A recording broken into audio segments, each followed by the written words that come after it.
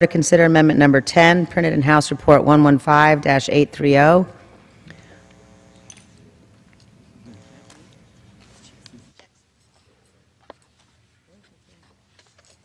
Does the gentlewoman from Texas seek recognition? I have an amendment at the desk.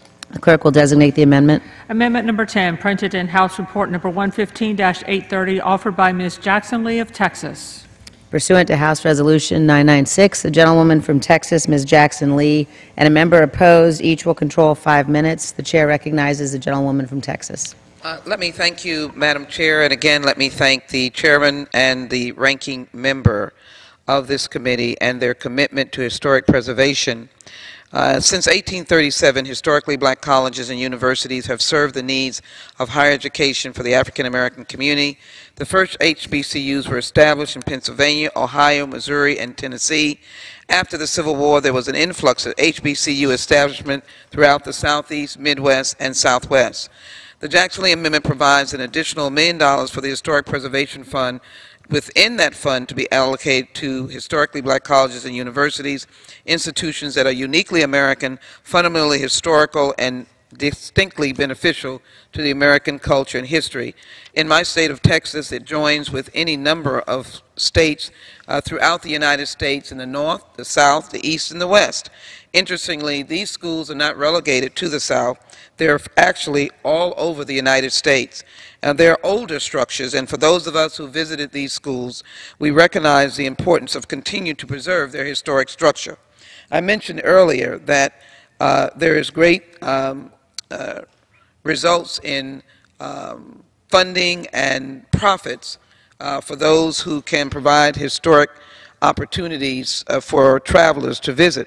In 2017, Congress appropriated $4 million from the Historic Preservation Fund to rehabilitate historic structures on campus of HBCUs that are listed in the National Register of Historic Places, either individually or as contributing to the National Register Historic District.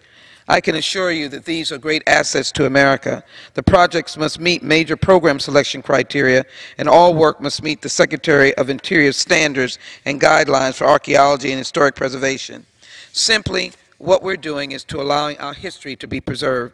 The network of more than 100 historic institutions established as early as 1837 for former slaves and by former slaves and freedmen contain repository of important books, papers, and memorabilia of black history.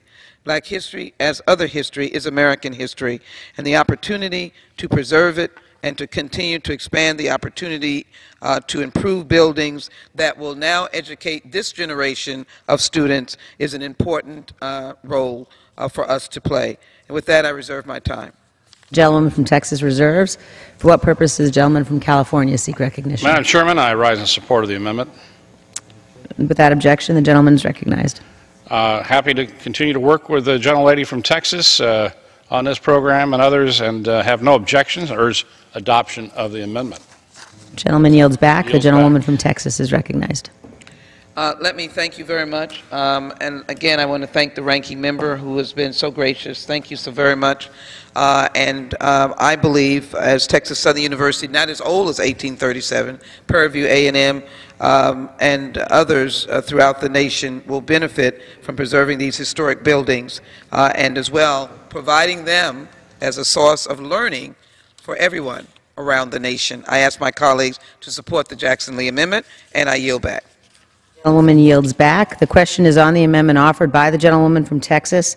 Those in favor say aye. Those opposed say no. In the opinion of the chair, the ayes have it. The amendment is agreed to.